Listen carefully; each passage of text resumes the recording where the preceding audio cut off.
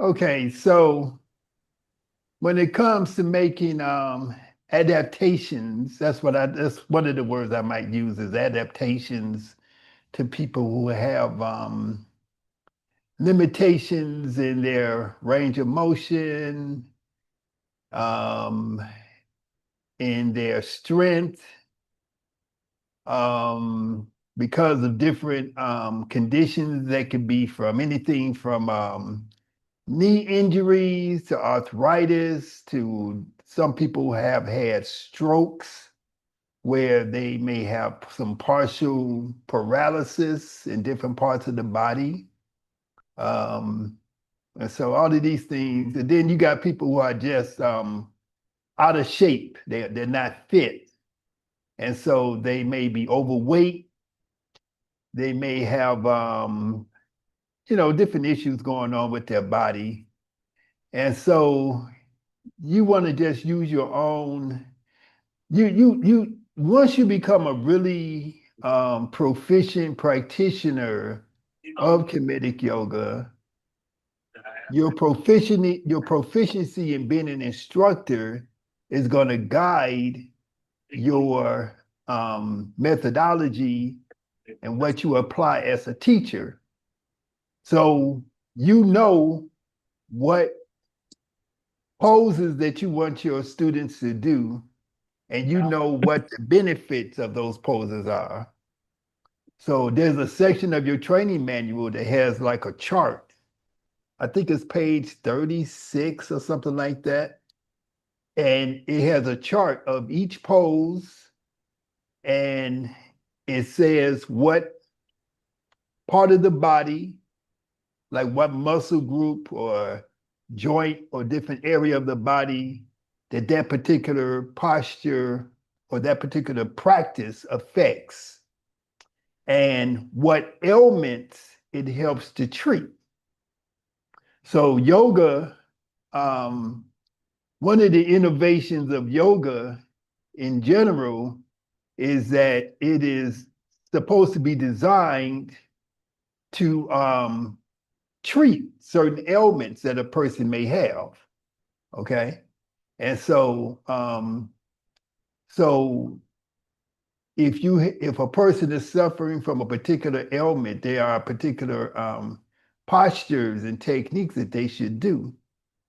And so in general, the way that we can do if you responded to somebody with a knee injury, um, if they have an artificial joint, for example, you, depending upon how recently they had that joint replaced, um, and the point that it is in the healing process, that's going to determine certain things too.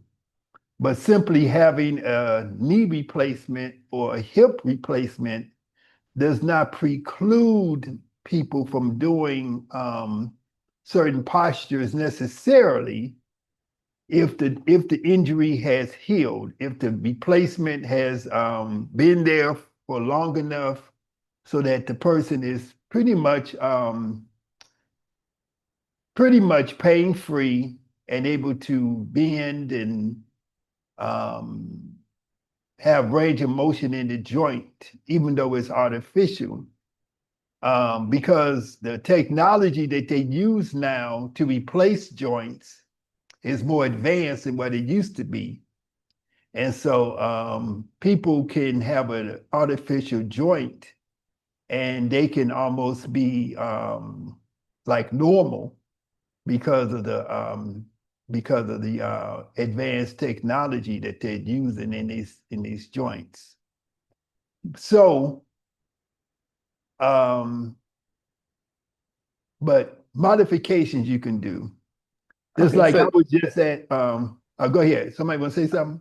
oh no, that was me. So I was just saying, so essentially just go ahead using your discretion like you would for any other practice. So things like using blocks if they can't reach all the way down, for example, using bolsters, getting different kinds of support, maybe doing some things supine versus having, the pressure on the joint. Well, you know,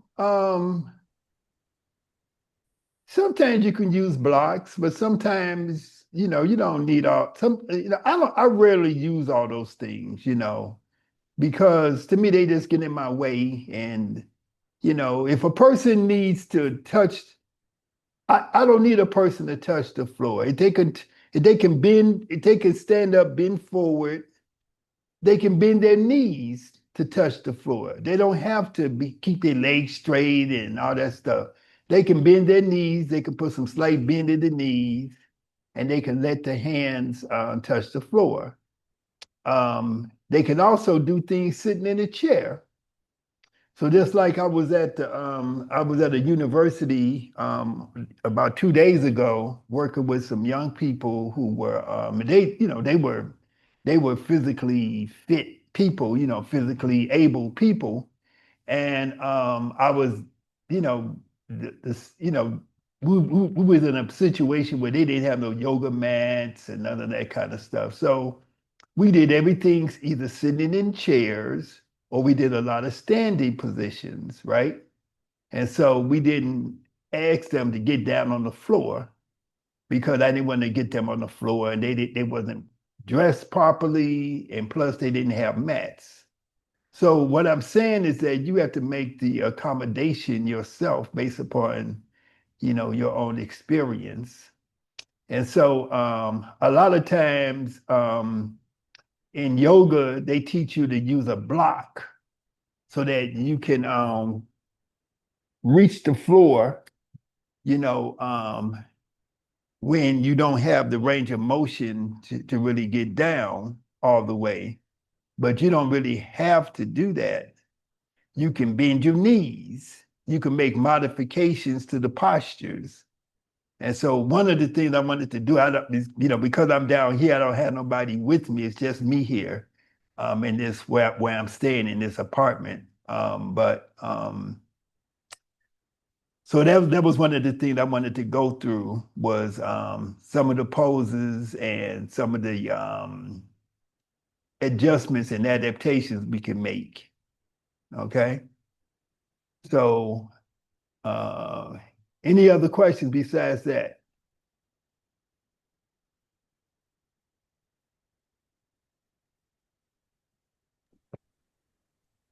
Are we continuing the discussion of diet and nutrition today? Oh yeah, that's right. We only did the first part, right? Okay, so Yes. let's do that. But before we do that, um, I wanted to make sure that we were focusing in on our core practices. And so what I'm going to do, we'll do that. We'll do that in the second half.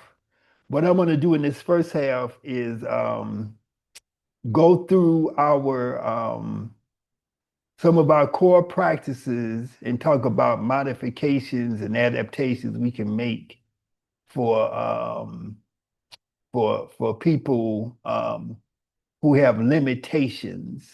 And so, some of the wording that we use, like limitations, like we don't want to say, like we don't say certain words like crippled no more. We don't necessarily say disabled, anymore. We just may say a person that has limitations or person who needs accommodation or adaptation. Um, any other questions besides Okay. those two? My question is in regards to the assignments that we've been assigned, the deadlines on that. I've sent the one about stress, and I think the pose is there any other assignment that I may be missing? Well, um, the assignments, like I was saying, it's okay if you want to send me, like some answers to the questions and stuff, but there are basically things I want you to focus on. I want you to be able to know. So when I give you those questions, um, I'm gonna verbally, when I'm talking to y'all, I might pop up some of those questions on y'all. So, but the main things I want you to know are the core practices. So those things, if you read the emails that you received in the early stage, it went through the different core practices and named them, the things that I want you to know. So the first thing is cleansing breath. The second thing is Sahu pose. The third thing is Sesh pose variation 1, so on and so forth. So I want you to know those things. I want you to know things about stress. So some of the issues about stress is what is stress, right? Because I saw your email. I just didn't get a chance to read it thoroughly. But yeah, what is stress? What is the difference between the sympathetic part of your nervous system and the parasympathetic part of the autonomic nervous system? Which one is your stress response? Which one is your relaxation response? And so some of those basic things are the things I want you to know.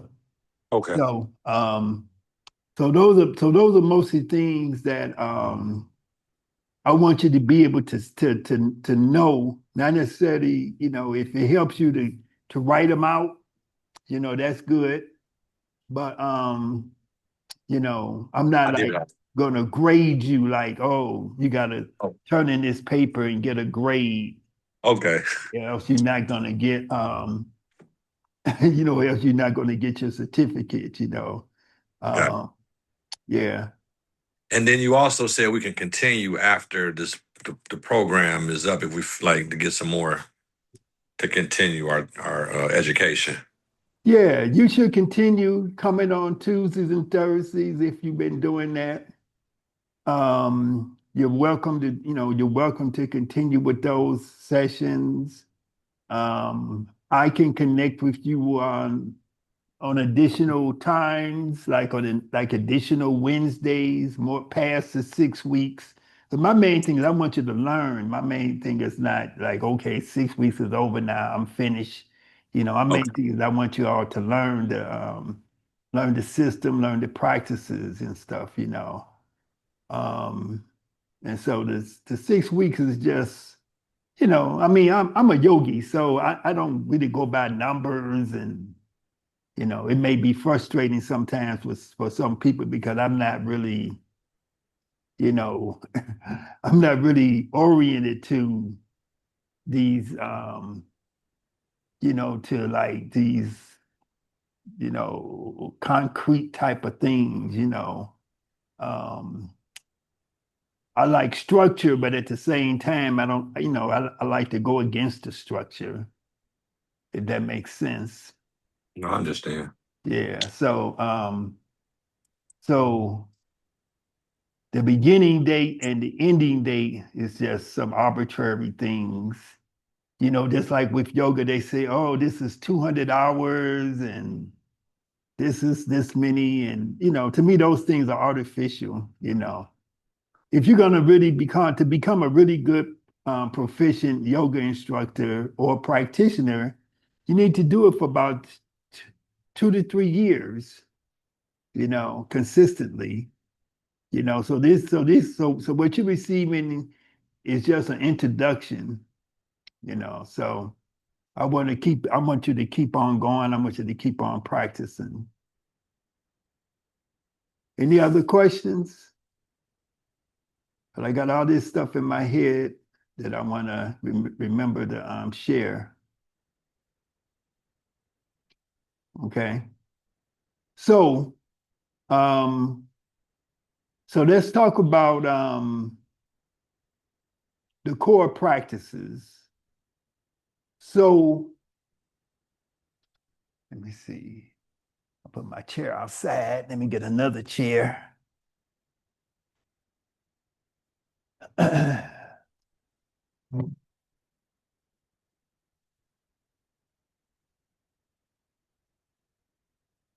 First thing,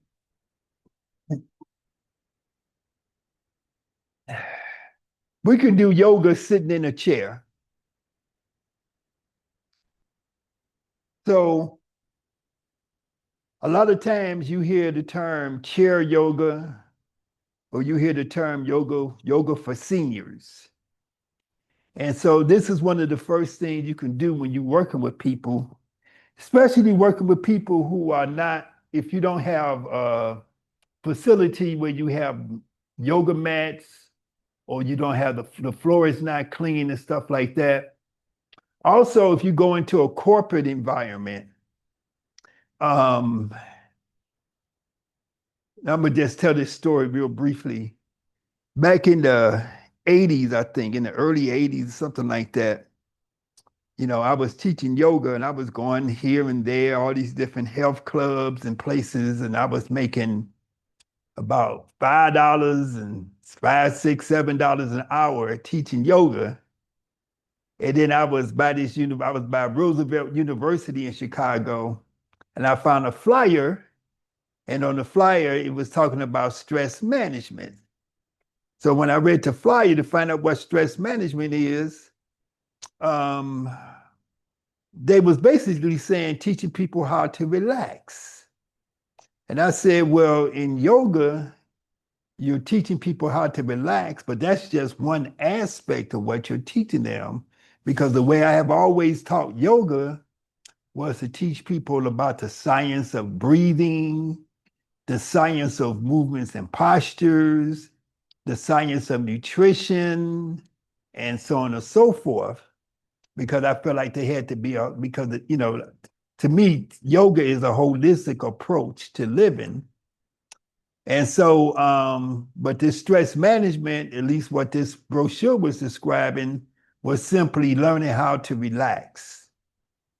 And so then I did some more research and I looked at, well, how much money do people who teach stress management, how much money do they make?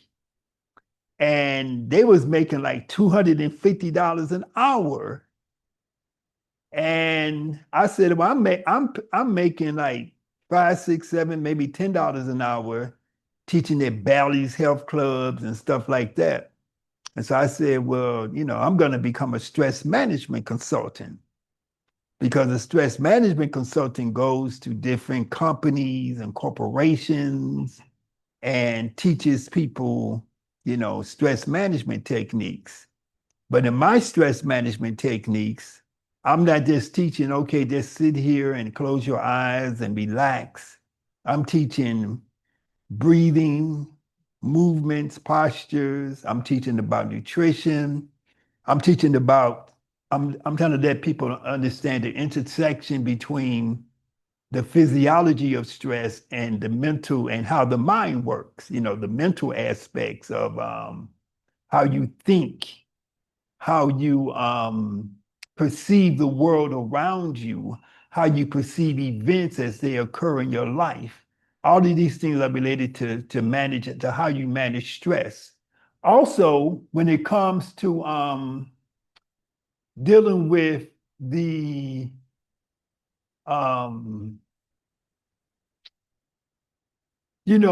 work that occurs in the workplace, and stress that occurs in the workplace, how the work environment can be one that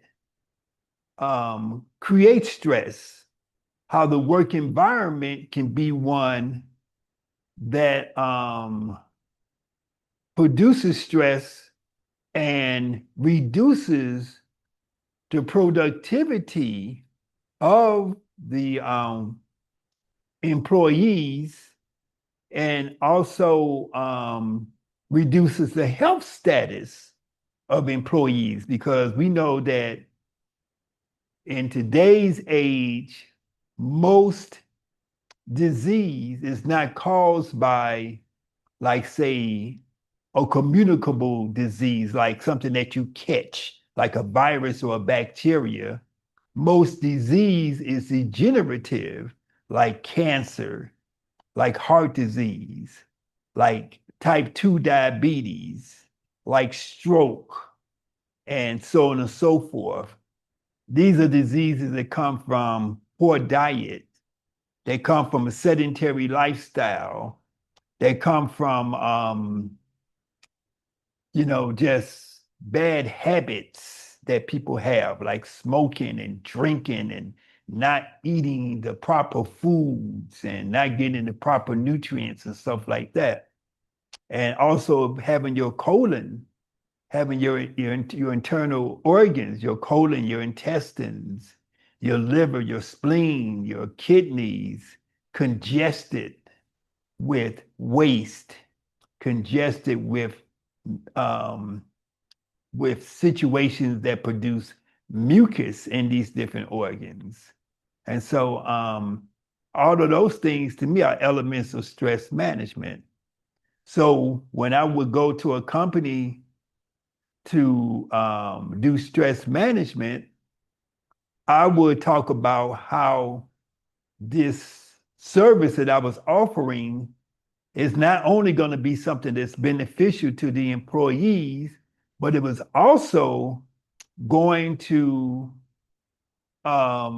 improve the bottom line of the company.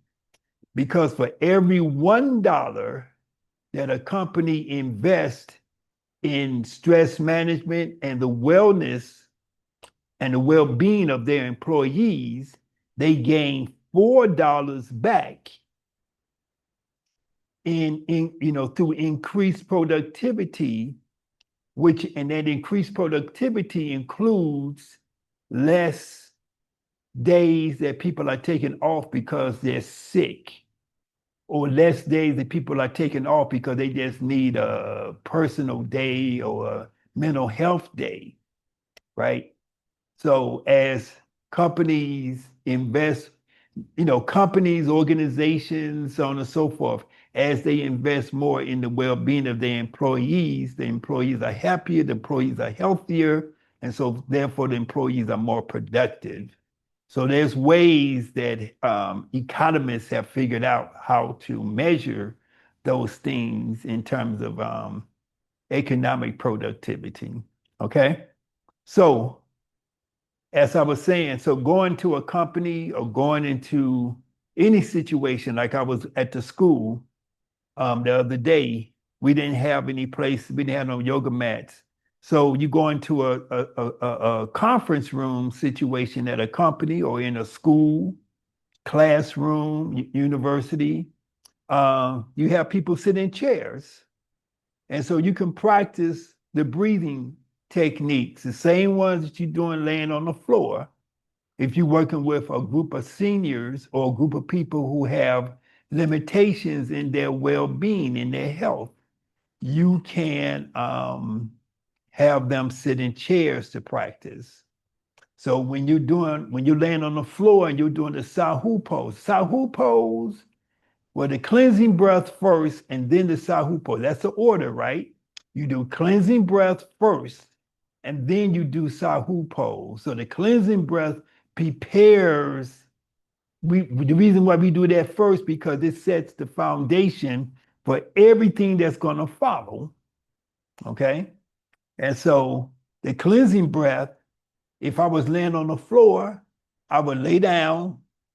I would either have my sandbag, or if I don't have my sandbag, I'm going to find my navel with my finger. I'm going to put my right palm here. I'm going to put my left hand on the back of the right. Okay? I could do the same thing sitting in a chair. Okay? I can find my navel. And why do I put my hands here on this area of my abdomen? Because this is the area that I want to breathe from. So that means that when I breathe in, I want to feel this area expand. When I exhale, I want to feel this area contract. And as I breathe in and expand, and as I exhale and as I contract on the exhalation, I am releasing old, stale air from the lungs, okay? That's why it's called the cleansing breath, because you are activating the respiratory system and you are bringing in fresh air and you are releasing stale, stagnated air. So one of the things you want to think about is the fact that air can stay trapped in your lungs for weeks or even months. if you are, or even years maybe, if you are a shallow breather. I've had people do cleansing breath for the first time, and when they exhale, they smell cigarette. They smell the odor of cigarettes. They say, I haven't smoked a cigarette in 7 years, but I can still experience that odor coming from the cigarette because they have not engaged in any type of stimulation of the respiratory system. Okay. And so we're going to, so that cleansing breath is vital in our practice of Kemetic yoga and basically to just simply live at a higher level, a higher vibrational frequency. It's imperative to learn this cleansing breath. Okay. So that's why we always start off our practice with cleansing breath. Okay. And so cleansing breath, whether it's on the floor or sitting in a chair, there's a slow inhalation through the nose, an expansion of the abdomen.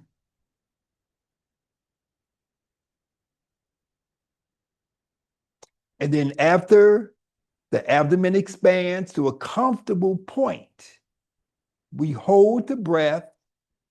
While we are holding the breath, we open the mouth, release the jaw and the cheeks, and then we slowly breathe out through the mouth.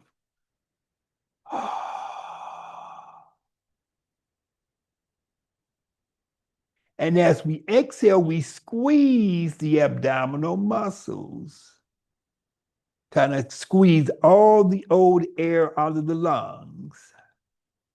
Now, after you exhale, you don't just breathe in real fast right away. After you exhale, you pause and you stay at that stage where the air has been expelled. And you just relax at that place. Don't inhale. Just stay still for 1 second, 2 seconds, 3 seconds. And then you gradually begin your inhalation again, expanding the abdomen. And then you hold your breath. So you pause your breath. After your inhalation, there's a pause. And then you exhale through the mouth.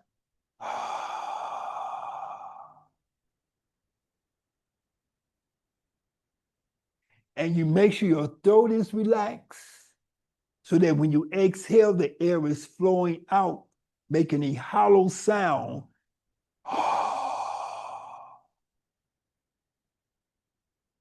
The throat is relaxed, the jaw bones, the jaw joint is relaxed.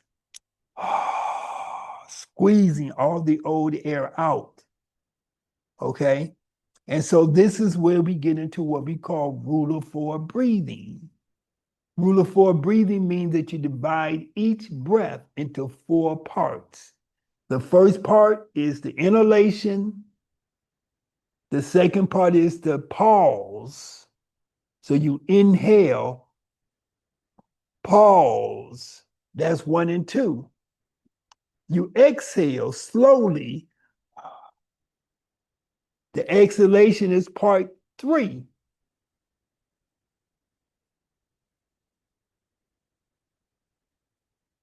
And then before you inhale again, you pause.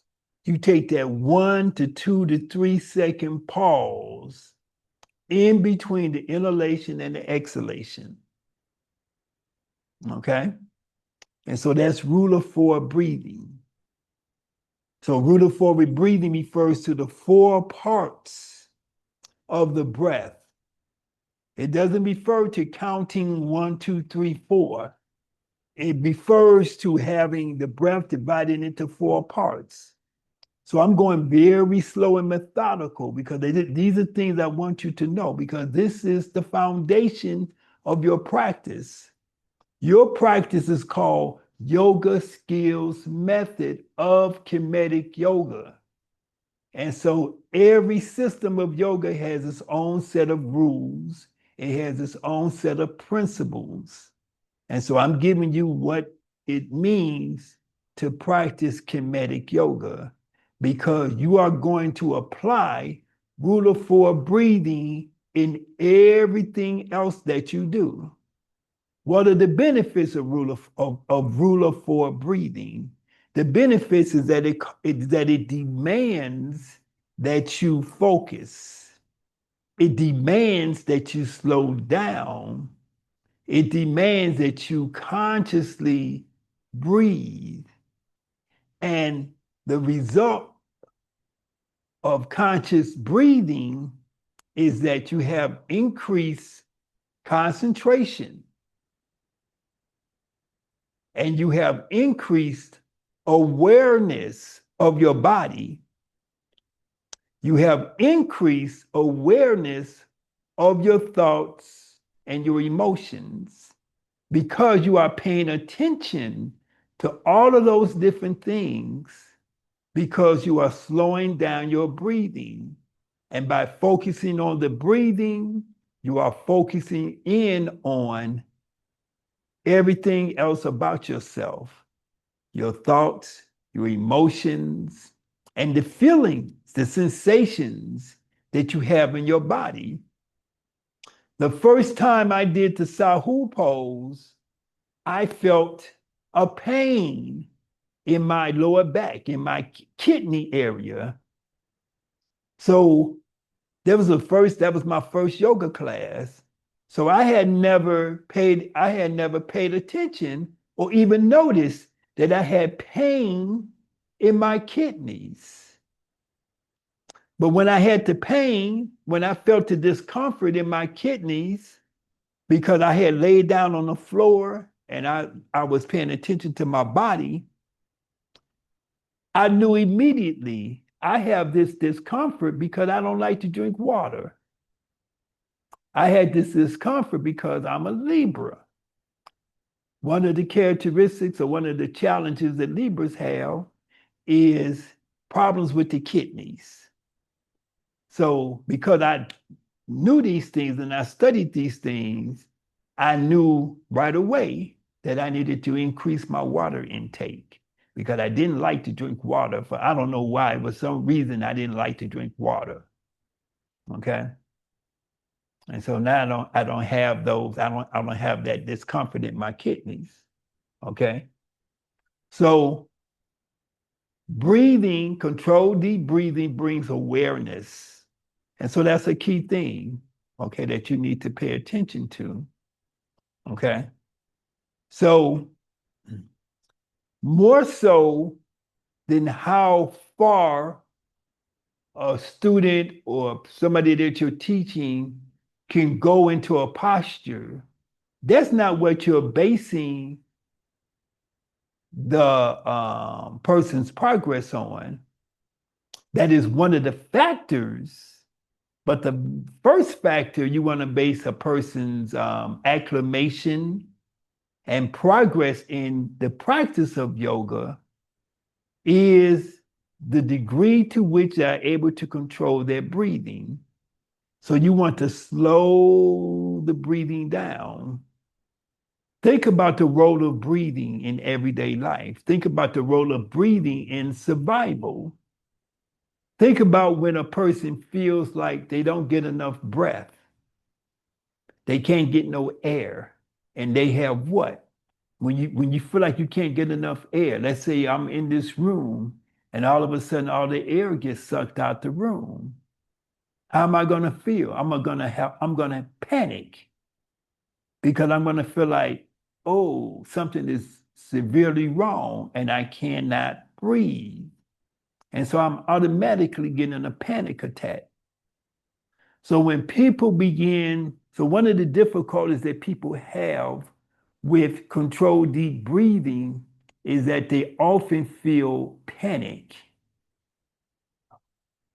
I had one student who told me that it's hard for her to do the cleansing breath and the Sahu pose because it reminded her of a trauma that she experienced when she was a child. When her brother choked her, he was playing, he was playing with her, but when he choked her, it just triggered, it triggered her. And so she has a traumatic memory that stays with her even to this day, even though she's in her 40s now, you know. So so there's an association between breathing and the inability to breathe, which produces panic. So therefore, when we breathe in, and I'm going into a lot of detail, so please be patient with me, bear with me. When we breathe, and then we breathe in slow, and then we pause the breath, we stop breathing, okay? That period of time that you stop breathing, it induces a small panic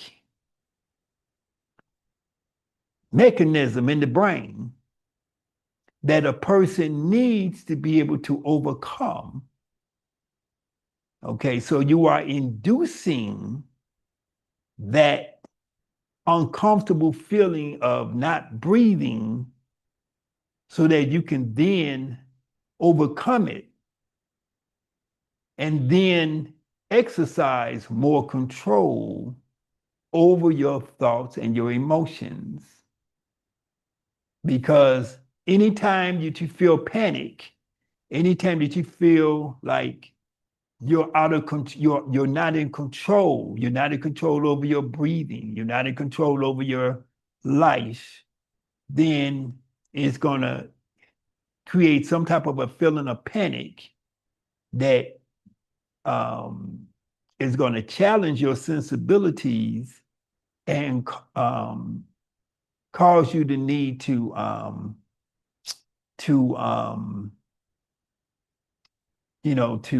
mitigate, okay, to reduce the effect of, or to eliminate the effect, okay? So the whole process of breathing and the reason why we use controlled deep breathing and rule of four breathing is a very elaborate explanation for that. And so again, this is why this rule of four breathing is the foundation of our practice. It's the reason why cleansing breath followed by Sahu pose. And so before I go further, let me talk about the word respiratory. If you break the word down into its components, you got RE in the beginning. RE means to do again, repeat yourself. So that RE represents the concept and the idea, and at least in English language, to do again. And then the middle of the word is spirit, spelling it SPIRAT, spirit. So every time you take a breath, you are re-spiritizing yourself. Okay? And so the breath is connected with the idea of this thing that we call spirit, this force, which is part of our being, that we say we have a spirit. We say that we have a soul, okay? It is an aspect of ourselves which cannot be seen on an X-ray or an MRI, but we freely acknowledge the fact that we have this aspect of ourselves which is very important and plays a key role in our lives, okay? So the spirit ori system is what we're talking about. And that system is related to our breathing mechanism, the organs that we use for breathing. And we use a variety of different aspects of organs and aspects of our anatomy in the breathing process. We use the nostrils, okay? And breathing is related to our ability to be alert and the ability to create a high level of awareness and consciousness. Because when you breathe, what happens? The air comes into the nostrils and it goes into the middle of the forehead. And so we are stimulating. We know that from some of the the most common forms of yoga and yoga science that we know about, we know that you have 7 chakras, and that one of the chakras called the Ajna chakra. This is Indian terminology, not Kemetic. But the Ajna chakra, they call that the third eye in the middle of the forehead. So what's the first thing that happens when you take your inhalation? The cool breath comes into the nostrils and it stimulates that third eye area.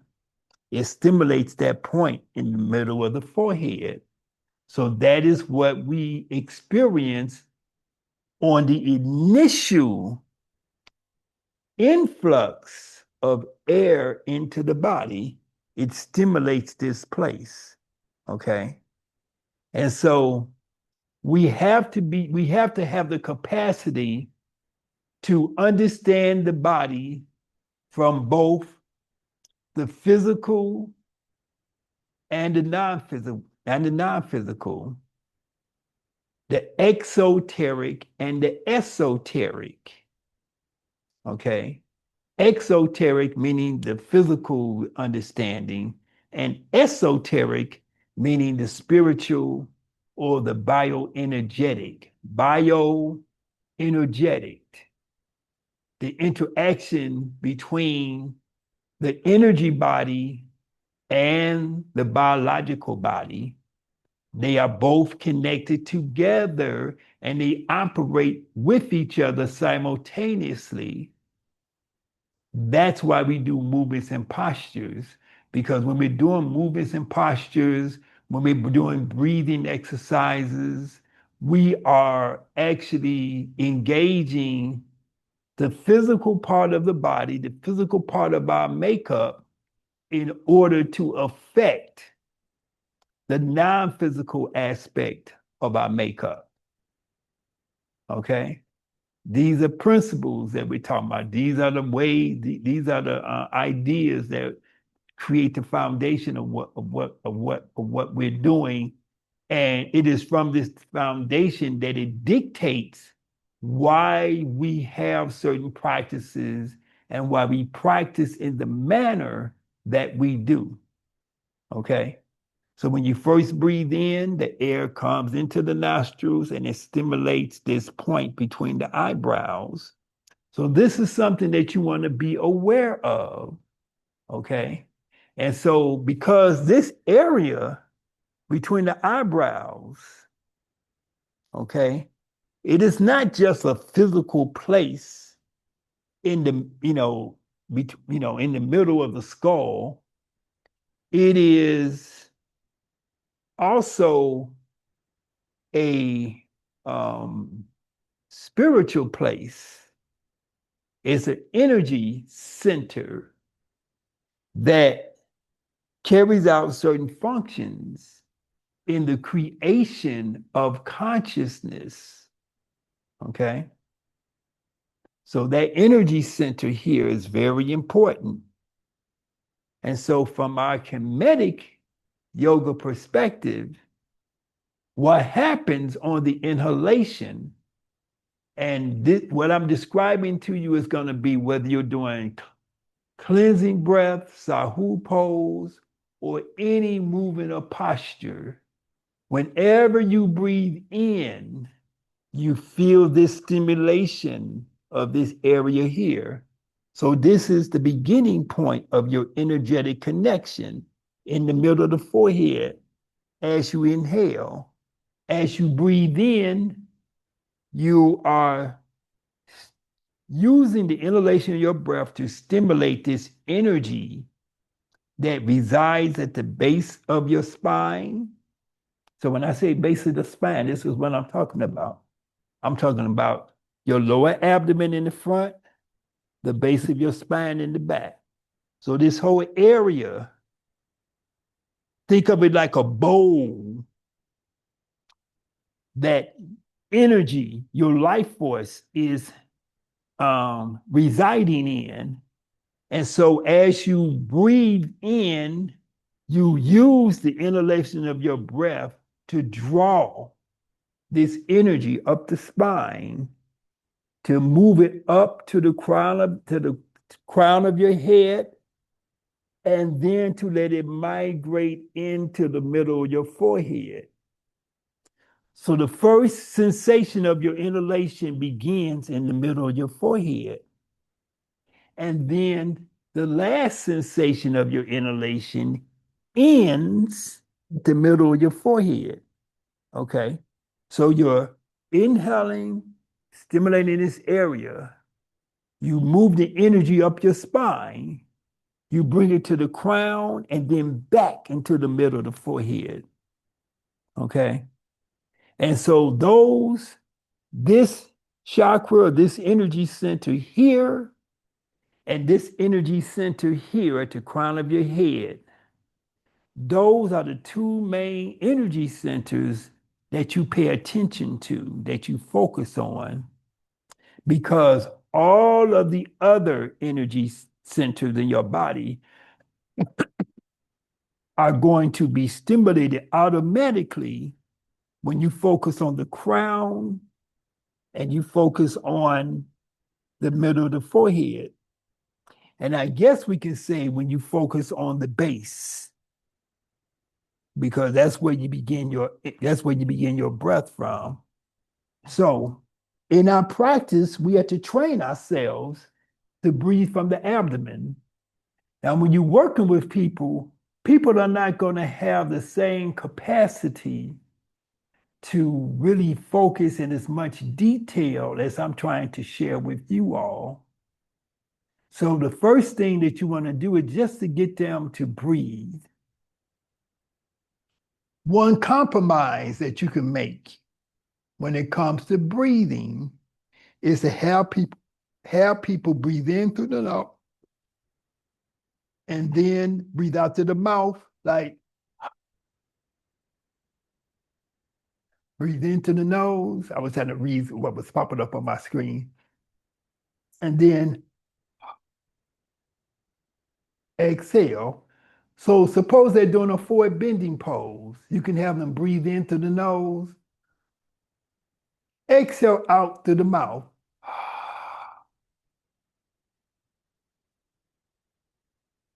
Inhale back up to the nose, exhale to the mouth. Because again, you as the instructor, you have to know what is it that you really want this person to do. You want this person to bend into the posture.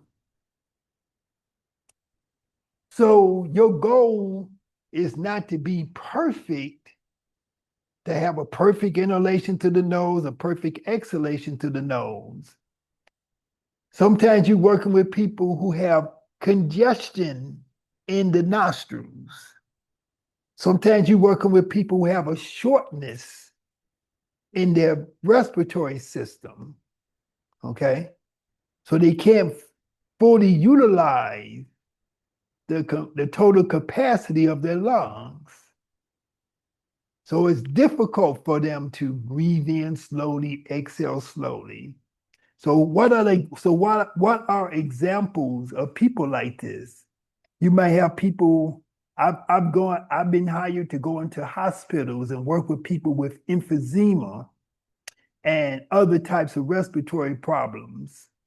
And so I can't just go in, these people, they have problems with breathing. I can't just say, okay, you got to breathe this way. This is a proper way of breathing. No, I want to help them to make adaptations to their breathing. So breathing in through the nose, breathing out through the mouth. Maybe the breath is not going to be as deep as you want it to be. Okay? So you may have to make allowances that their breathing is going to be shallow. But what helps a person to breathe deeper? What helps a shallow breathing person to breathe deeper? The movements and postures that we do help them to breathe deeper. Okay? So when we go into any posture, whether it's a forward bending posture, a backward bending posture, or a twisting motion, it's going to cause that person's lungs to expand and contract. It's going to cause the person's lungs to get bigger. It is going to increase lung capacity. So if you're working with somebody who has congestion, this part of the lungs, what's called the bronchial passages, right? Everybody knows what that is. You know that your windpipe area, and you have branches that branch. You have your lungs here, and you have your windpipe that goes down in the middle, and it has branches that open up and sends oxygen into those different lobes of the lungs. Okay? So a lobe is a section of the lung. Okay? And so those branches, those bronchial passages, they like the branches of a tree, and they feed into those areas of your lungs. Okay? And so your lungs are made up of what? Little tiny air sacs. Okay? I think it's called alveoli. So each one of those, I don't know how many there are, but there's hundreds of thousands of these little tiny air sacs. They can become congested with mucus. And so when you have certain amounts of mucus and congestion in your lungs, the medical system, they give different names to these conditions. Okay? But the bottom line is that you have congestion, and this congestion has to move. So that's why we do movements and postures, okay? So if you have somebody sitting in a chair, they may be a senior citizen, they may just be somebody in a corporate office. Breathe in through the nose. And as you slowly exhale, either through the nose or through the mouth, bend down. Releasing the shoulders, release the neck, bring the chin all the way down towards the chest. When you go into a posture, how long do you hold to pose? In general, we try to hold a posture for 3 breaths. What is a breath? It's an inhalation, then an exhalation. So 3 of those.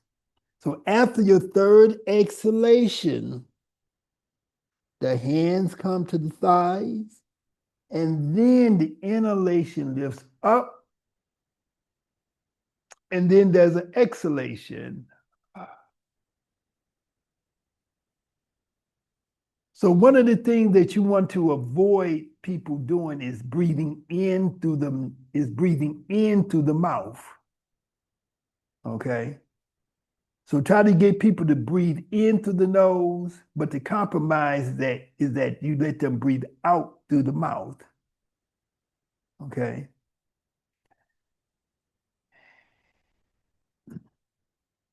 If a person has a difficulty breathing in through the nose, what do? You may have to just start them off with postures and just have them go into the postures without worrying about the breath too much. because the movement itself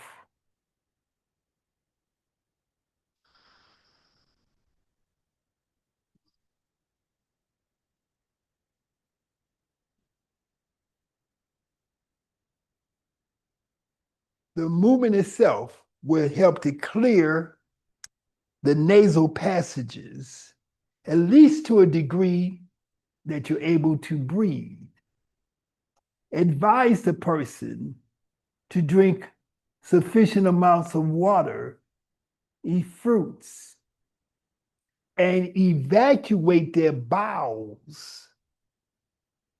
And then notice that that their breathing will be deeper because they have cleansed the waste from the colon. They have drank water and other fluids that take that spongy nasal tissue and causes it to become softer, so that therefore it's easier to make that inhalation. Okay? But what you don't want to do is to have people breathing in and out through their mouth. Okay? So try to insist that they learn what they need to do in order to get their nostrils open. Okay? To get the release the mucus, release the congestion in the nasal cavity, in the nasal tissue that's causing the problem. Okay? So these are things, so this is how you work through these different challenges. Okay? So if you have people standing, it's hot in here. Oh. So if you have people standing,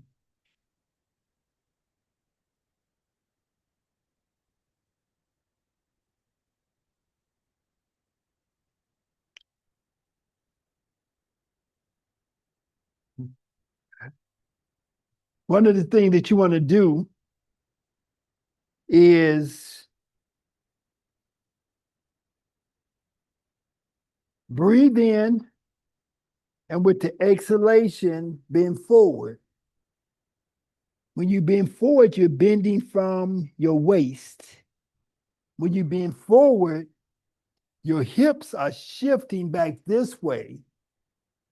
Why do we shift the hips back? Because we're trying to engage the muscles in the back of the thighs. Those muscles are called the hamstrings, right?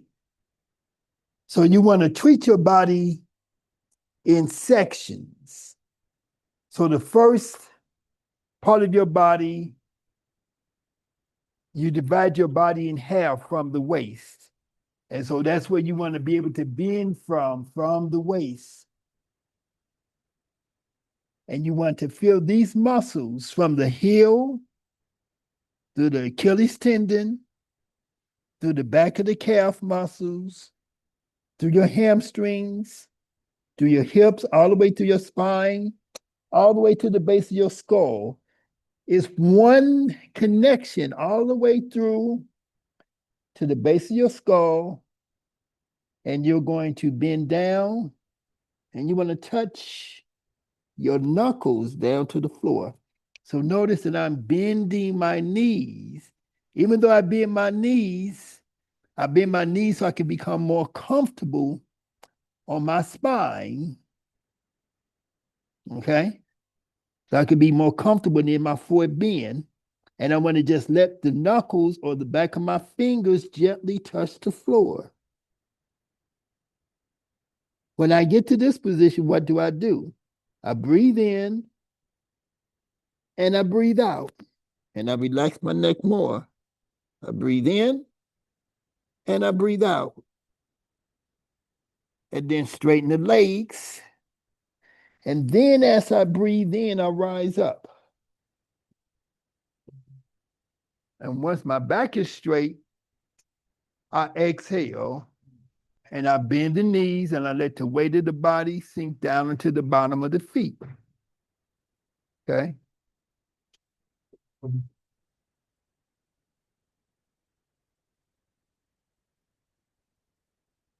Okay. So let's relate that concept and that idea to what we call the Tekken sequence, right?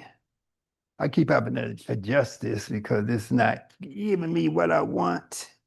I'm in this little bitty room. Okay. So in the Tekken pose, the feet are together, the toes are touching, the heels are slightly separated. Okay. Why do we touch the two big toes together, but at the same time separate the heels apart about half an inch? When you do that and you look down at your feet, when you put your two big toes together and you separate your heels about half an inch apart, you notice that the outer edges of your feet are parallel. And so that means that your feet are balanced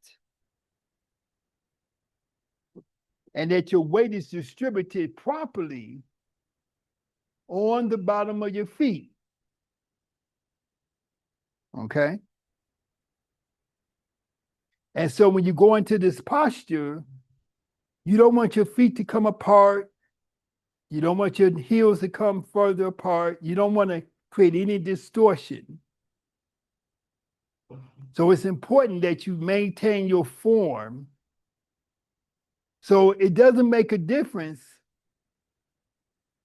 if, that's why I don't like to use blocks. So if I was doing this, I would not use blocks if the person says, oh, I can't reach the floor. They don't have to reach the floor.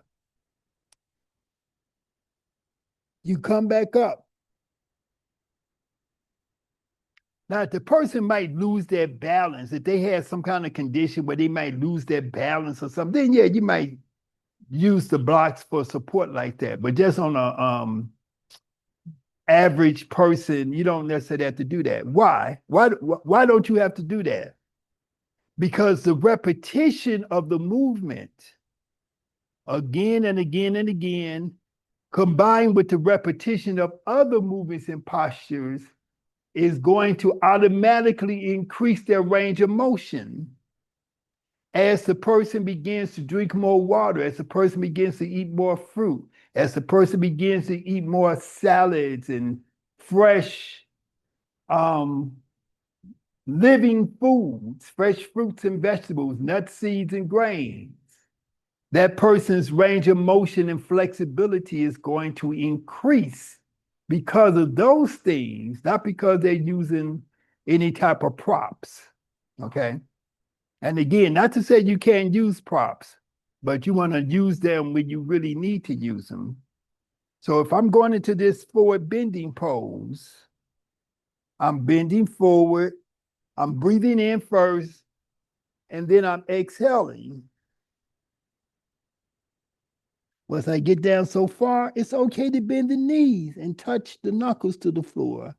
But where's my weight? My weight is not going into my hands. My weight is on my feet.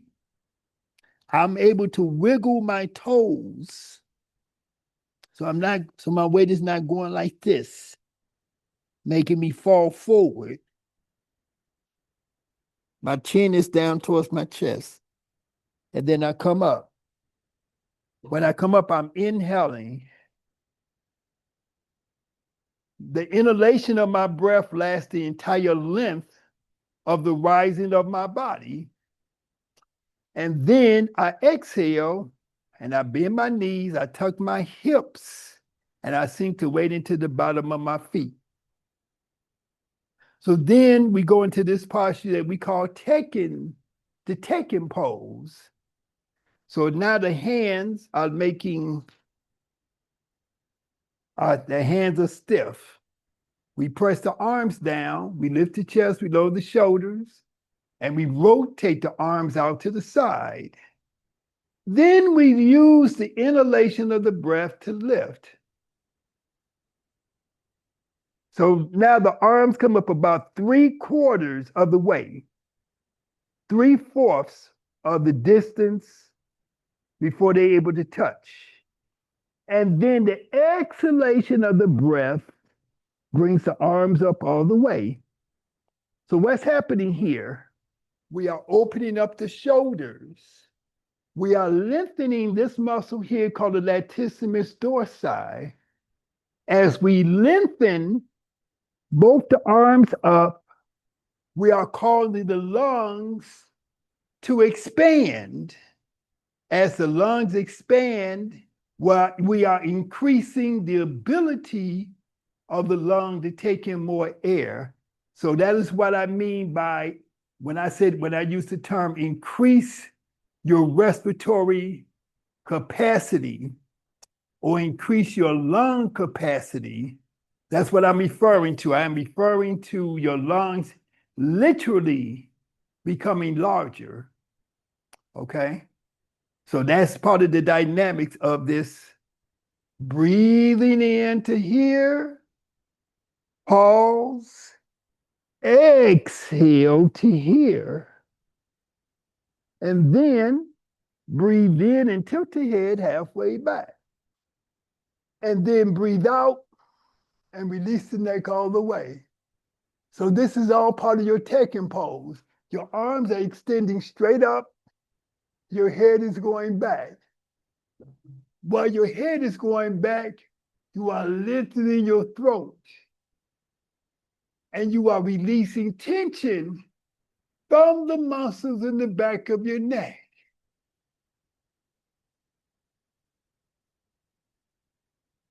With your inhalation, your head comes up, the back of your hands come together, and then with the exhalation, your arms ease down and you coordinate the exhalation of your breath.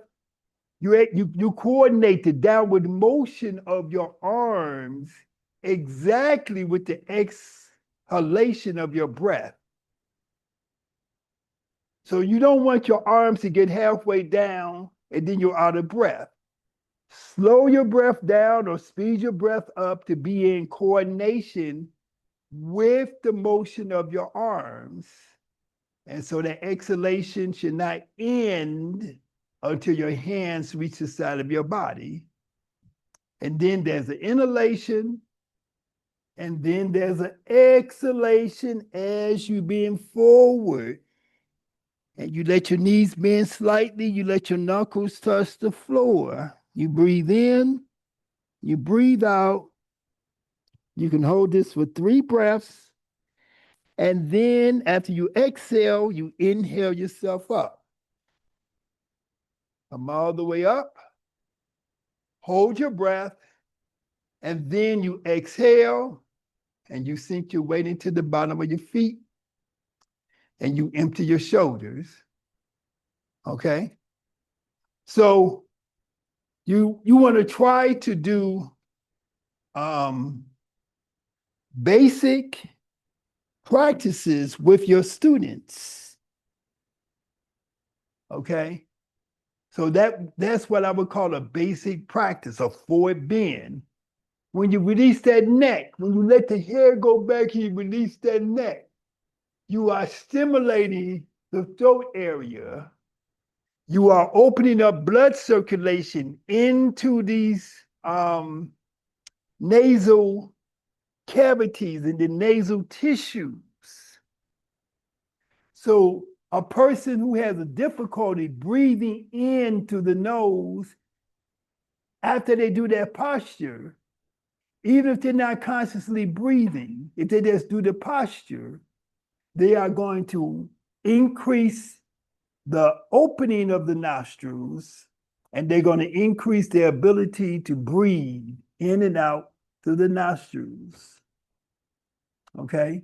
And so you have to be patient and work with them week after week after week. And let them see that through consistent practice, that they have changes taking place within their bodies that is for the positive, that is for the good. Okay? So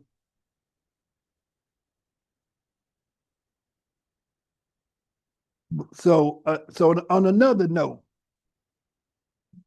we're talking about adaptations, right? Suppose a person is very big. They got the big belly. You know, everybody got different body types. You're the instructor. What is your goal? If you're doing the Tekken pose, your goal is for the person to bend over. Your goal is not for the person to be perfect. Your goal is for the person to bend over, lengthen the muscles in the back of the legs, and lengthen their spine. So it's okay to allow the person to open up their feet, to go wider, and then to breathe in,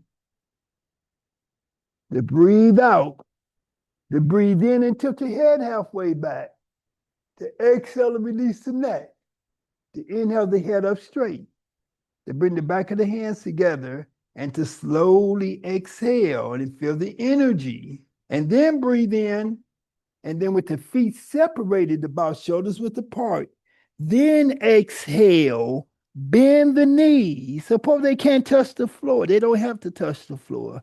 All they got to do is bend down as far as they can go, relax their neck, relax their shoulders, and hold this position for 3 breaths. Inhaling, exhaling, inhaling, exhaling.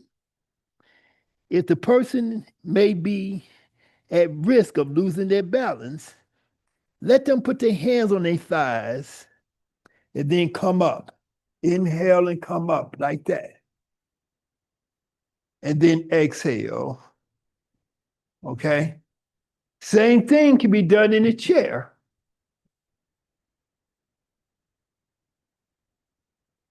Sitting in a chair. Breathe in, separate the feet. Exhale. Bend forward. Relax the neck. Bring the head all the way down. Hold it for 3 breaths. After your 3rd exhalation, place your hands on your thighs. As you inhale, lift up. Once your back is straight, exhale. As you work with the person doing these simple postures, their breathing is going to increase. The range of motion is going to increase. And the comfortableness of the movements and the postures are going to increase by simply doing repetition. That's why a lot of our postures, we do them 3 times. The first time may be somewhat difficult. The second time may be a little bit easier. But by the 3rd time, the person may really feel a significant difference. And then they do the same thing the next day, and then the next day, and then the next day. And then after weeks, after months, they can see a lot of change in their body because the body is going to respond by the challenge that they put into it by doing the different poses and postures. Okay, so I know I've been talking for a long time.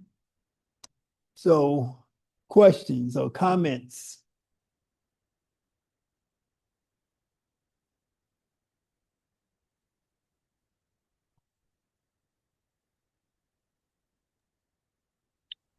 So far, so good. I like the breakdown of Tekken just now and the other variations.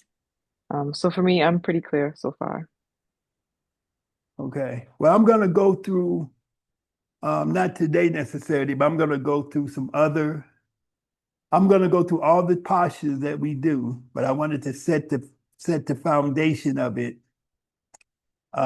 first, because each posture has variations. Each posture has accommodations. You could also, when you think about working with somebody who's pregnant, you know, I used to specialize in working with prenatal, um, with women who are pregnant, and that's why I used to enjoy that, working with the man, working with the mother and the father, and yeah, so it's different protocols that you have to do those things. But the principles I'm talking about are principles that you can apply to all the different postures, all the different movements that we do. Okay. Um,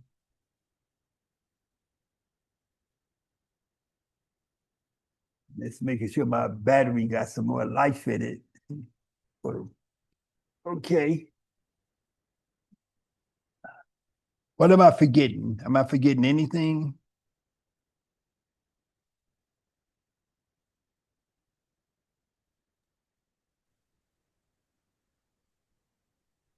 We talked about rule of four, the benefits of it, the connection between breath, body, spirit, seated breathing technique, standing breathing, breakdown of Tekken. Okay.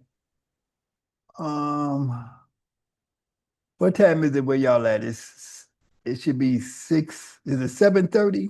Yeah. Almost 7:30, 8:30 right? in New York. Yeah, we got about 30 minutes to go.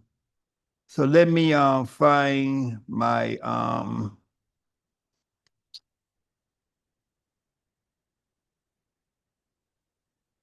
understanding the physiology of the second half we supposed to do today is the physiology of stress, right? Or was it nutrition? We hadn't finished the nutrition slides the last time. Okay, so we on nutrition. Okay.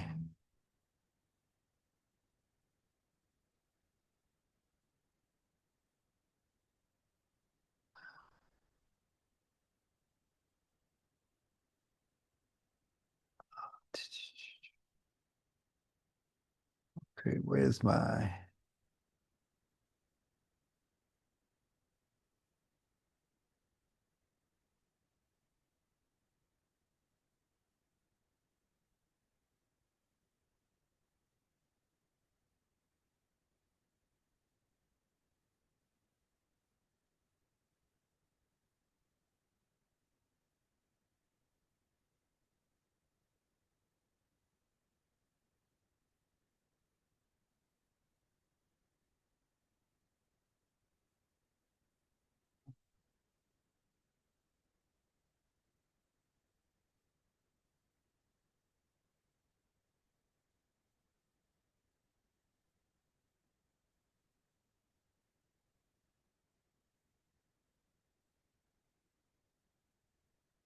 slideshow, play from. Okay, so I know we went through these things.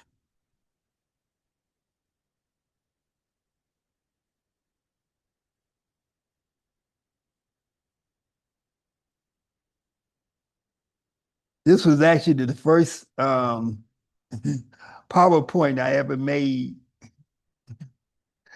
And I figured that I can make these sound effects. I wish I didn't make them.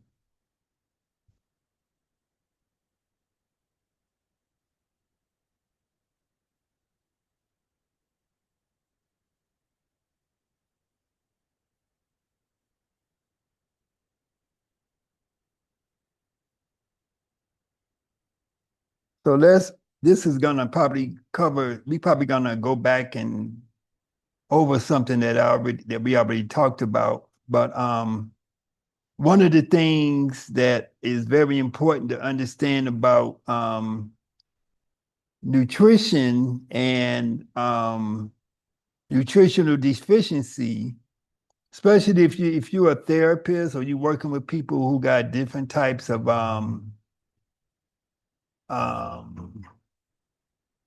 problems, either with emotional health or with substance abuse, is that there is an intersection between those conditions and poor nutrition and the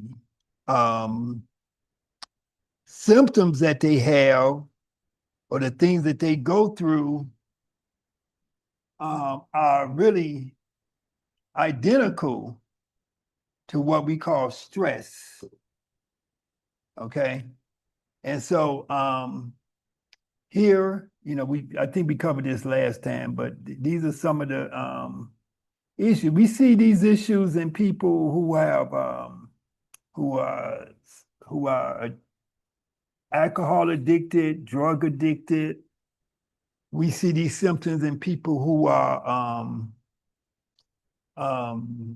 suffering from certain types of mental disorders. And we also see this in people who have extreme stress problems. So you got the fatigue, irritability, so on and so forth. Okay. And so we talked about how certain common substances actually can deprive the body of B complex vitamins because we talked about the fact that there's two main categories of vitamins. You have water soluble and you have fat soluble. So water soluble means that your body does not store them. So those would be your vitamin C and your B complex vitamins. Your fat soluble vitamins are your vitamin A, vitamin D, and vitamin E, because your body can store those. And so you're going to look at what is the function of B complex, what is the function of vitamin C, because your body has to get those your body has to get those every single day. So you got your coffee, your refined white sugar, alcohol, chocolate, commercial tea, chemical food additives, chemical food colors, and cigarettes, which all interfere with your body's ability to absorb B complex. And if you cannot absorb B complex, if your B complex is not working, and your body will not be able to do what? Convert carbohydrates into glucose. So your carbohydrates are your fresh fruits, your vegetables, your whole grains, and things like that. So they have to turn into glucose so that they can be absorbed by the cells of your body and by your muscle cell, by your brain cells, so that you can so that they can give fuel. So 20% of all the fuel that your body consumes is used by the brain. At the same time, so your brain needs to have carbohydrates, but it needs to have B complex. And B complex needs vitamin C. So vitamin C helps your body to absorb B complex. Okay.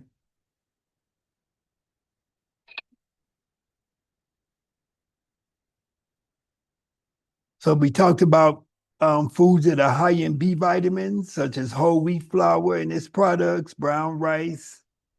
What are superfoods? But I define superfoods as like moringa, bee pollen, spirulina, other things like that. Superfoods. I think you could even, I think I would even put some of your adaptogens like turkey tail mushroom, reishi mushroom, cordyceps mushrooms, because these are foods that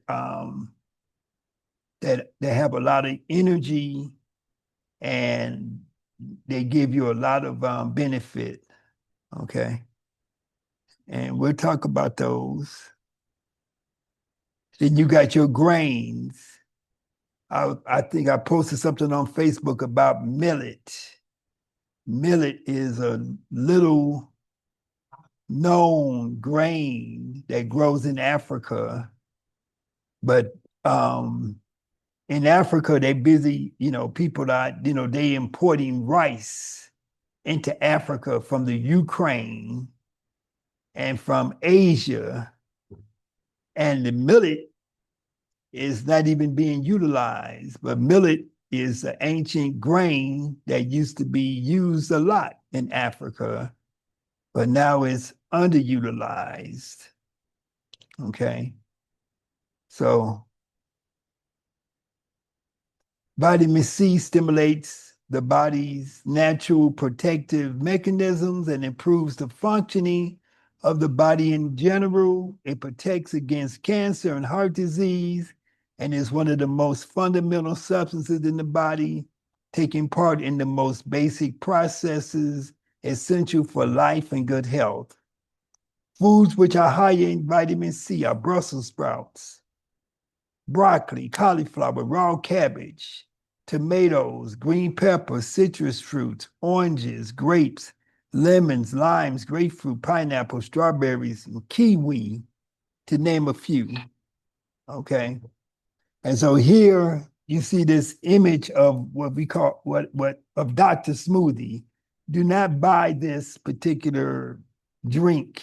I just have this here for illustration purposes. But so that's what we're going to talk about. We're going to talk about the utilization of superfoods and making smoothies. So a lot of times people say, "Oh, I don't have time to cook.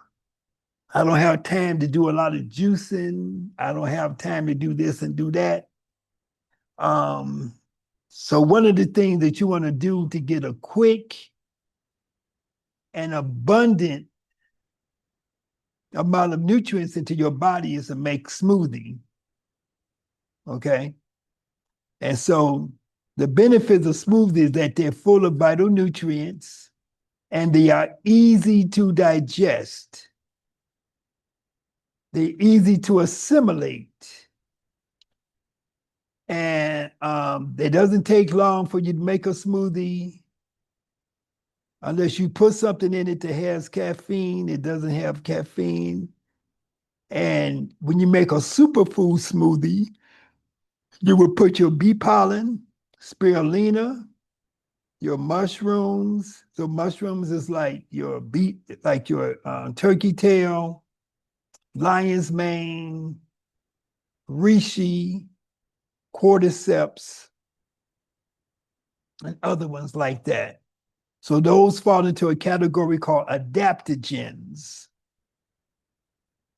Then you got your moringa. And then you have your nut milk.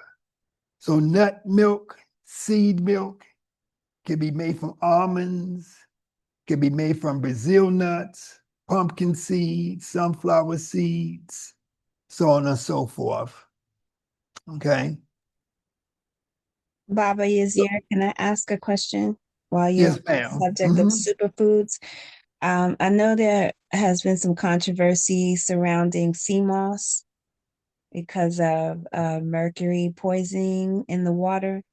do you have a position on that as far as its viability for being a superfood? I know sea moss is good for you, but I don't know a lot about sea moss. Because when I started doing this stuff 50 years ago, people wasn't talking about sea moss the way they are now. So I've never done a lot of research. I've used sea moss, but I haven't heard, if you get anything from the oceans um, are very polluted with mercury and other types of chemicals that leach into it from various sources. And so I don't know too much about the sea moss being polluted with mercury, but it makes sense to me because the poisons, the toxins in the ocean, they go up through what's called tropic, TROPIC, tropic levels. And so the foundation of the sea is going to be your plants. And certain animals are going to eat those plants. And then certain bigger animals are going to eat those smaller animals. And then another animal is going to eat that medium-sized animal, and so on and so forth. So as a bigger animal eats a smaller animal, that's called a tropic level. So the animals at the top of the food chain are going to have a large degree of toxins in their body because they're getting it because they're being poisoned from the animals at the lower levels. So if the plants are at the basic level, the plants are going to have a lot of toxins in them. So I guess the key thing is, where does the sea moss come from? I don't know if they have farm-raised sea moss. I don't even know which particular sea plant that they get sea moss from.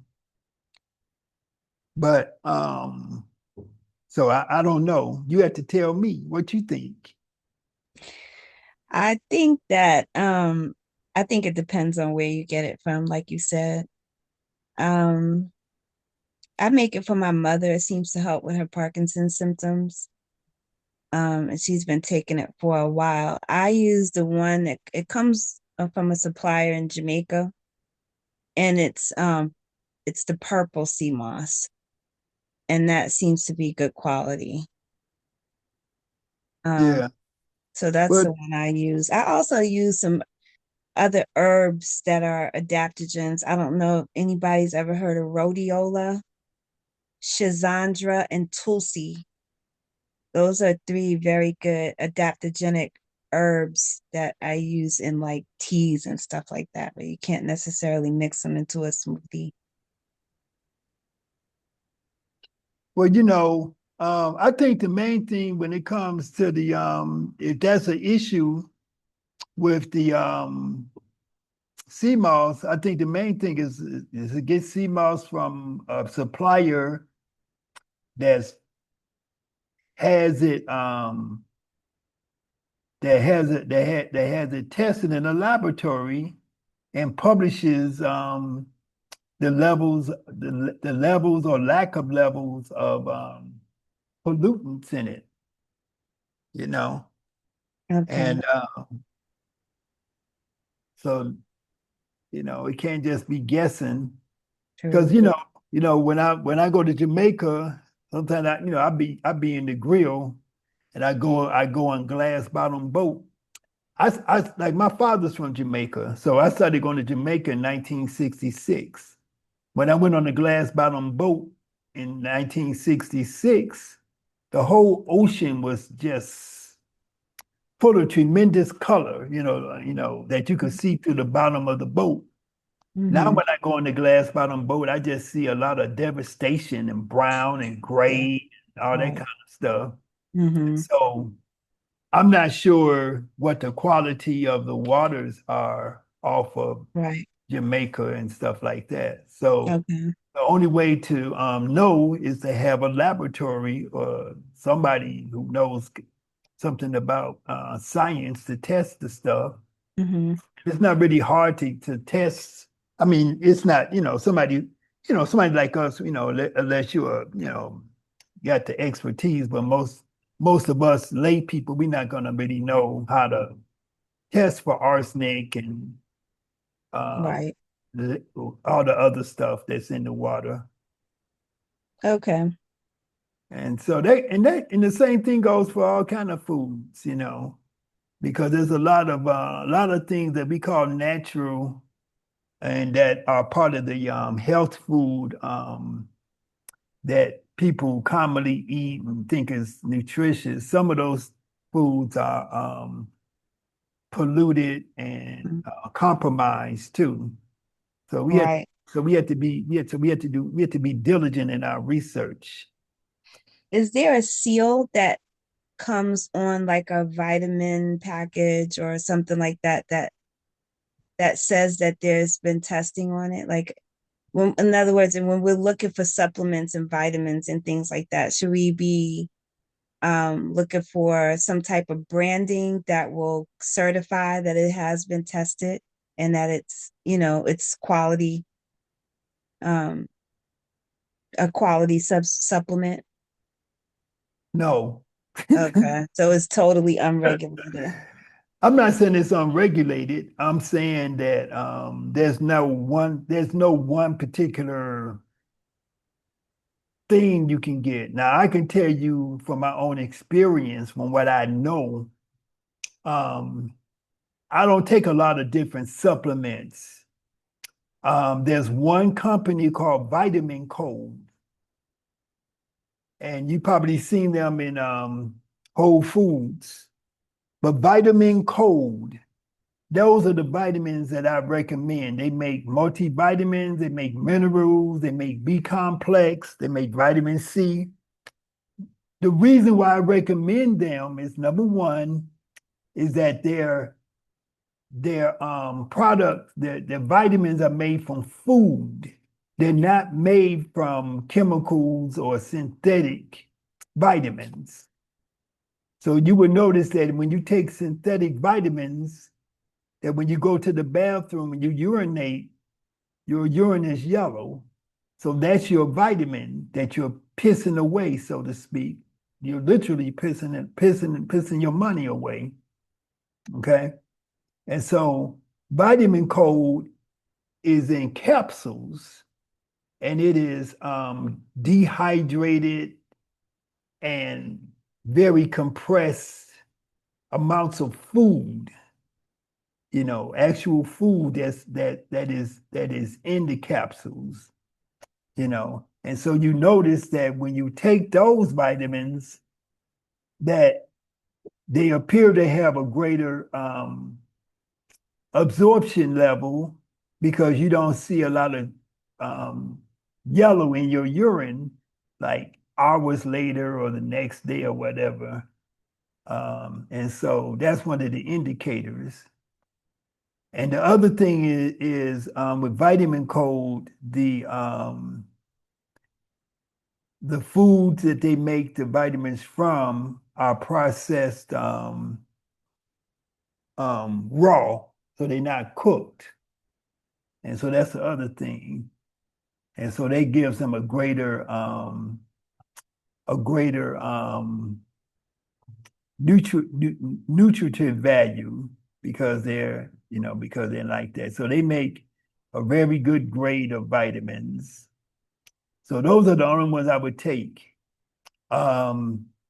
Generally, when you're taking vitamins and different supplements and stuff, many of them come in tablets, which means that they've been pressed into the form of a tablet.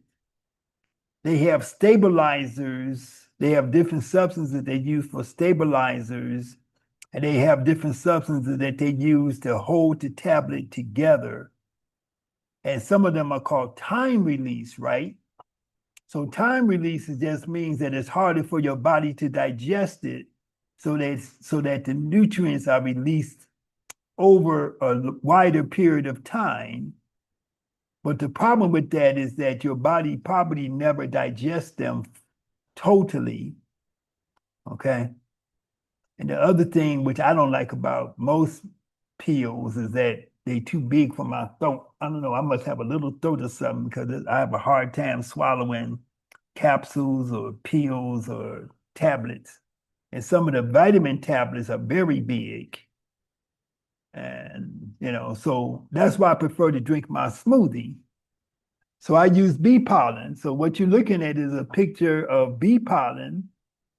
And bee pollen is the reproductive material of the flower. Okay. And so it's a genetic. So all the genetics that goes, so what, like we use the term bee pollen, but it's really flower pollen. It's the pollen that comes from flowers. The bees just gather it up for us and pack it together into these little pellets. And so bee pollen, in my mind, these are my opinions and my concepts. Bee pollen is converted sunlight. So you can't eat sunlight, even though sunlight can be absorbed into your body. But when you have dark skin, you really your dark skin is the purpose of having dark skin. One of the functions of dark skin is to limit how much sunlight that you're really absorbing. So, for example, a white person, they absorb the vitamin D from the sun with about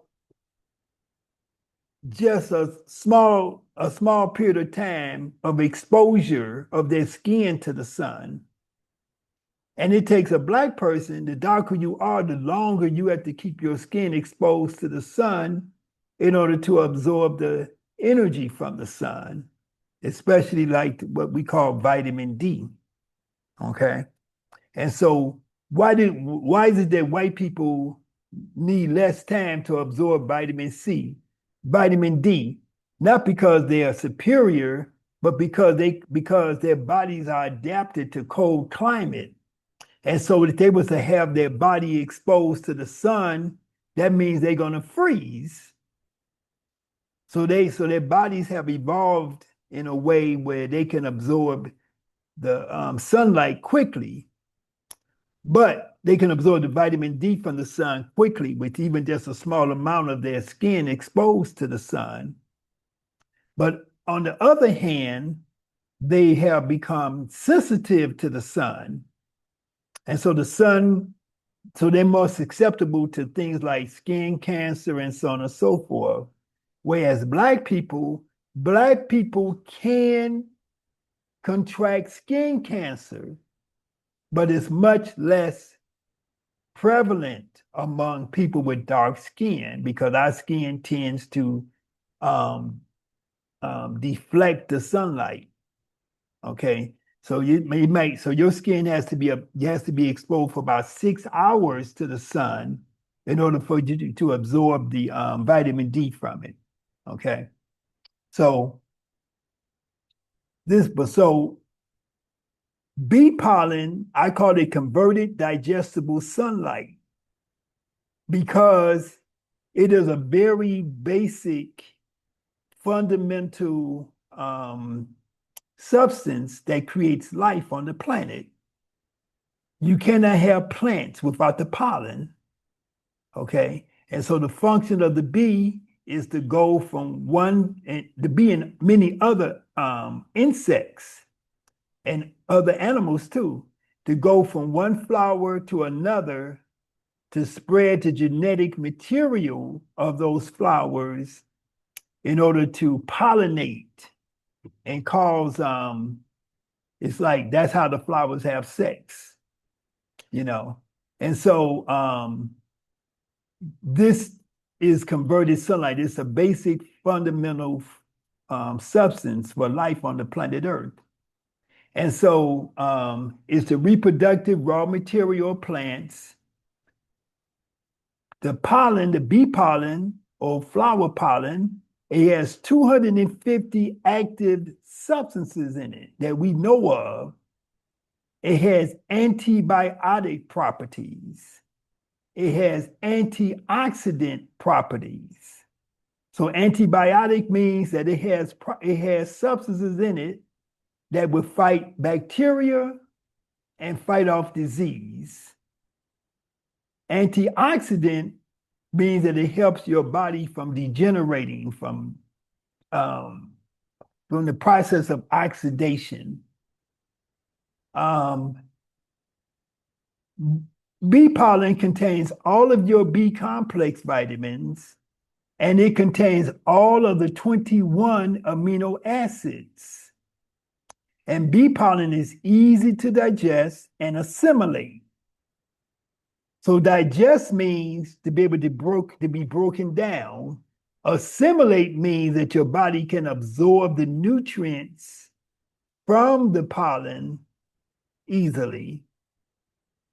Bee pollen strengthens the blood vessels, and it is good for stamina. So it helps in the males, it helps with increasing endurance. And so it's known to improve sexual performance and so on and so forth. Okay. And so this is how bee pollen may look when you go to the store to purchase it. It protects against chronic disease. It reduces bad cholesterol. What is bad cholesterol? You have two types of cholesterol. You have LDL and you have HDL. LDL stands for low density lipoproteins. HDL means high density lipoproteins.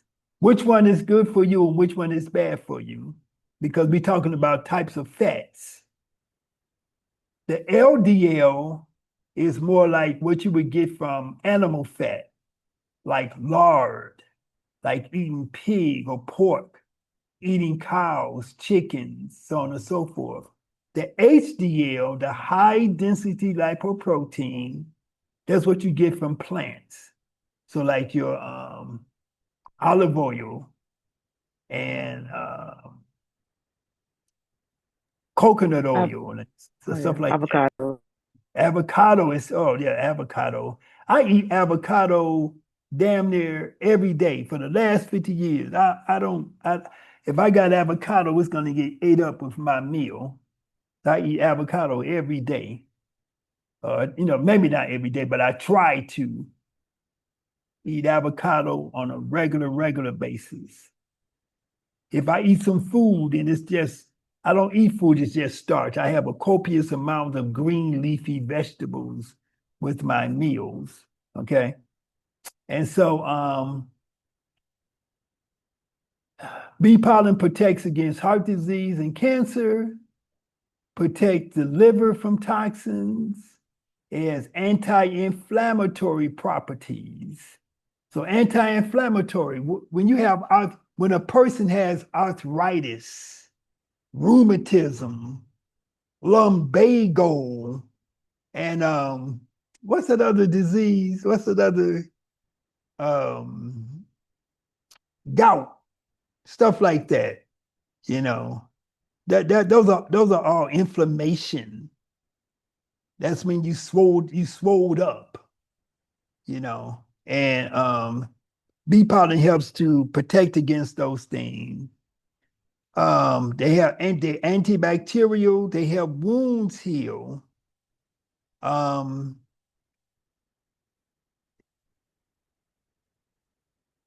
When people are in battle, I'm talking about like in traditional societies, they use honey to treat wounds. They use honey to because honey helps the wounds to heal, and honey also kills bacteria. Okay. If you ever watch those movies with Denzel Washington where he's playing the equalizer, and there was one scene where he got injured and he went in the bathroom and he put some honey on his wounds, right?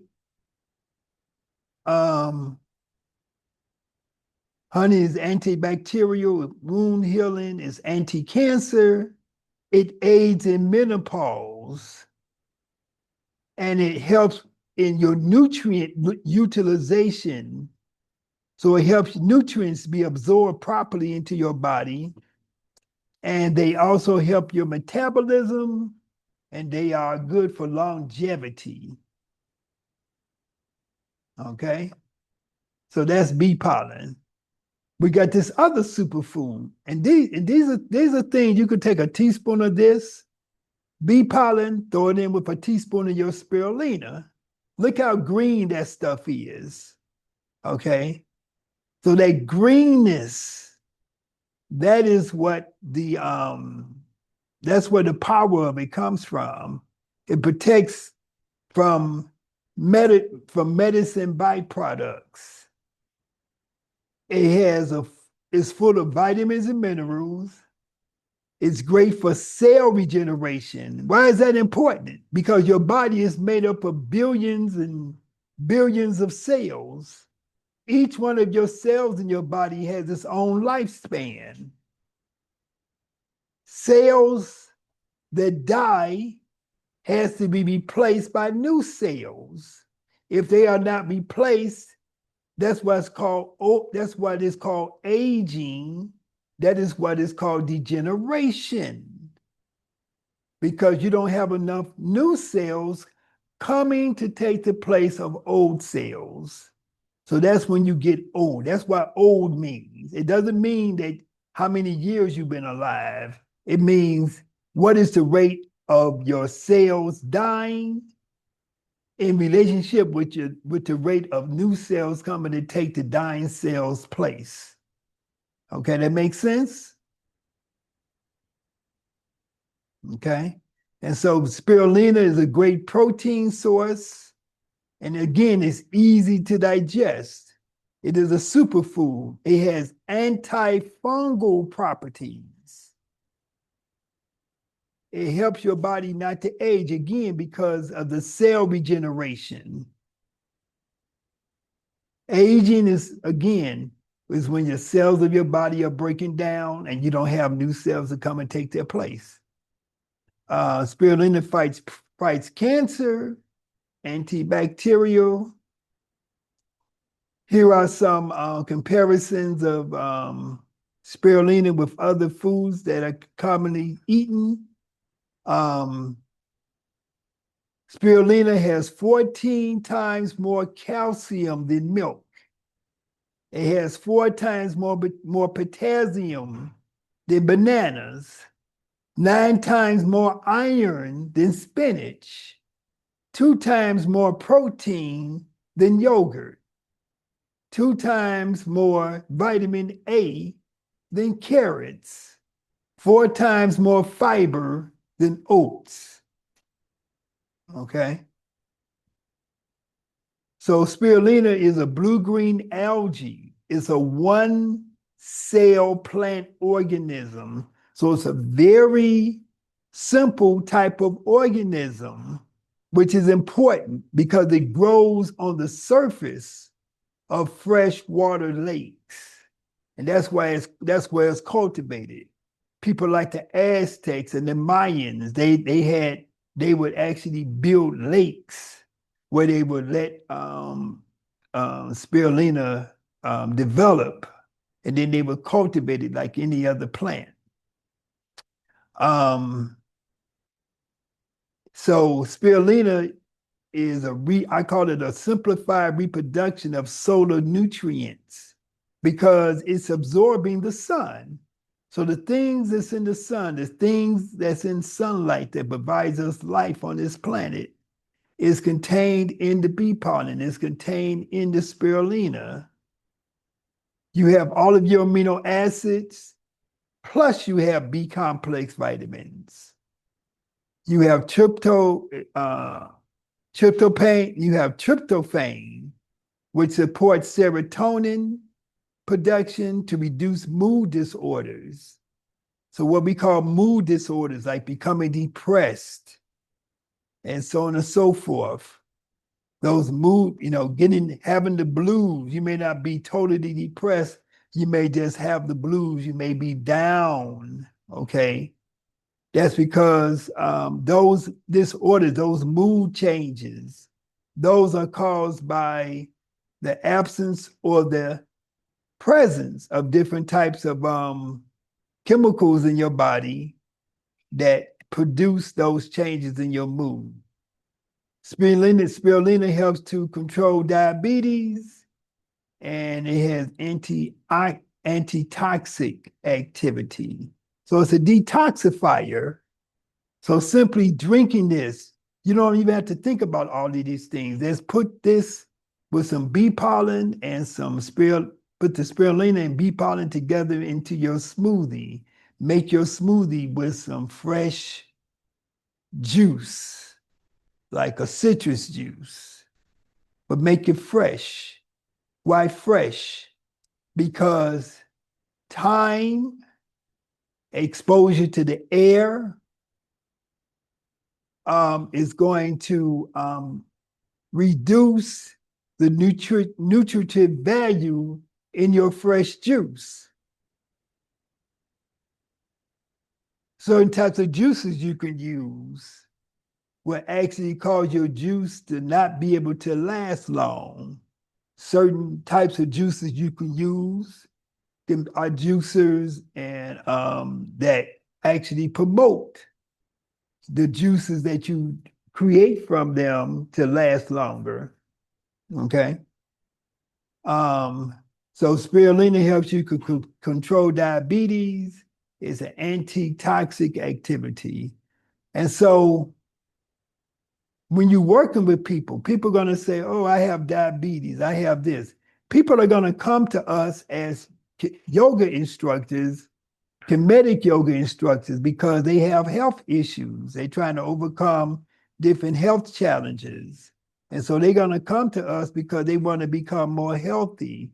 They're going to come to us because they think that we have an expertise that can help them become more healthy. Okay? And so that's why we need to know information like this. We need to be able to tell people, make you a smoothie. Put bee pollen and spirulina into your smoothie. So spirulina is extremely high in many nutrients, powerful antioxidants and anti-inflammatory properties, can lower bad cholesterol such as LDL and triglycerides levels, protects LDL cholesterol from oxidation. It may have anti-cancer properties, may reduce blood pressure, may help be effective against anemia.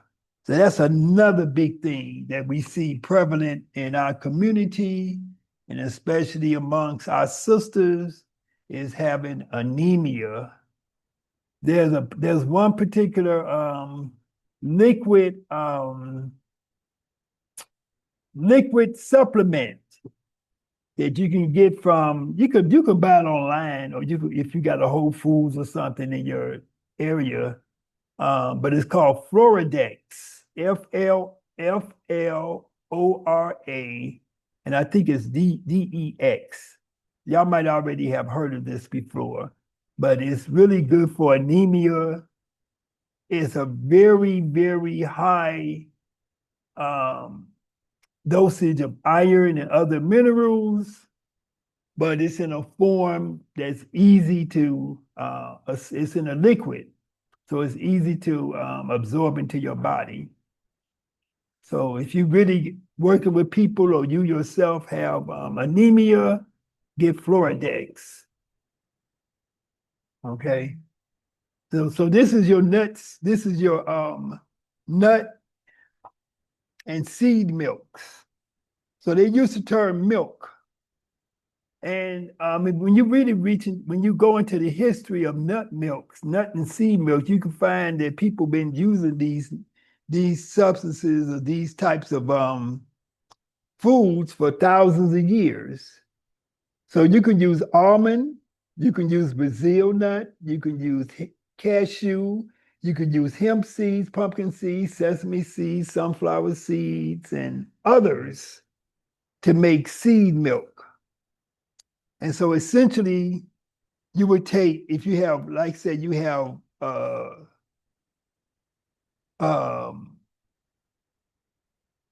cup, you would have 1/4 almonds, for example, and you mix that with 2/4 of water, with 3/4 of water. Okay. Before you make your milk, you want to soak your nuts. If you're using especially using like almond, Brazil nuts and stuff, you soak them for 24 hours.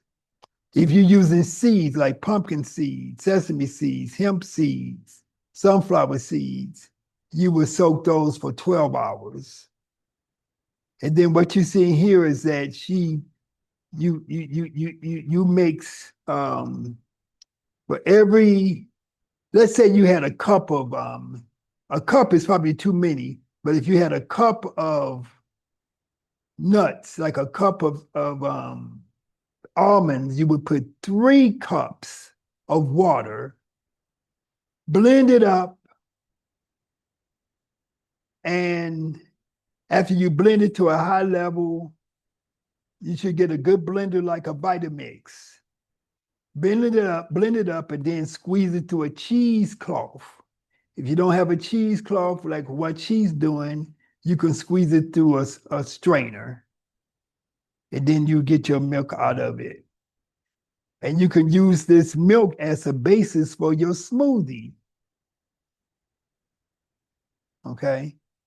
So here go the instructions again. Soak your nuts for 24 hours, soak your seeds for 12 hours, remove and rinse, blend in high-speed blender, 1/4 nuts or seeds, 3/4 water. Strain in a cheesecloth, mix with honey. I like to use cacao. Cacao is the where you get chocolate from. So I'm down here in Brazil, and I bought me some nice cacao syrup that I bought some almonds. I'm making my almond milk because I put the cacao in it, and I put the different vegetables. I mean, not vegetables, but different fruits and stuff in my smoothie. Okay. So finally, don't fight in flight. Stay in play to master the game. Okay. So any questions?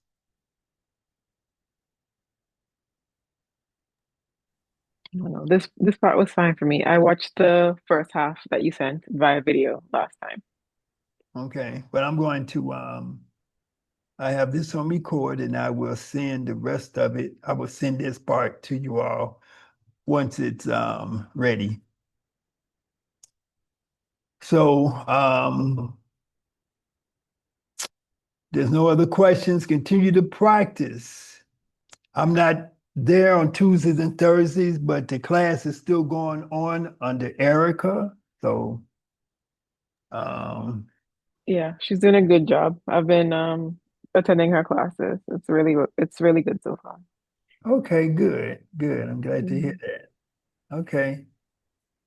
Well, y'all take care. Look for an email from me, and have a good, productive rest of your evening and your next day. All right, thank you. Good night, everybody.